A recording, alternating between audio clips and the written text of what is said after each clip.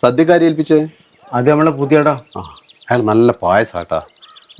എന്ന് വെച്ചിട്ട് 2 പായസം ഒന്നും ആക്കണ്ട, അതൊരു ആർഭാടല്ലേ. രണ്ടാ ചായ എന്തെങ്കിലും വിത്തൗട്ട് ആക്കാം. പായസം വിത്തൗട്ട് ആക്കാൻ പറ്റൂലല്ലോ.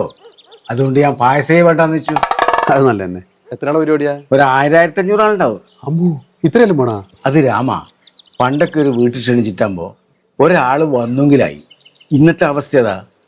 ഒരു വീട്ടിൽ ക്ഷണിച്ചാൽ കുണ്ടടക്കല്ലേ വരുവാ. പറ്റുമെങ്കിൽ അടുത്ത വീട്ടിലുള്ള ആൾക്കാരെയും കൂടി കൂട്ടും. എന്ന് വെച്ചാൽ നിന്നോടല്ല ഏട്ടാ, നീ എല്ലാവരും കൂട്ടി വരണം. നേരത്തെ എത്തും വേണം, കുറച്ച് വൈകിയാലും സാരമില്ല. ഇതാ കത്തട വെച്ചോ. അല്ല, കത്തിന്റെ ആവശ്യമൊന്നുമില്ല, എനിക്ക് ഡേറ്റ് ഓർമ്മയുണ്ട്.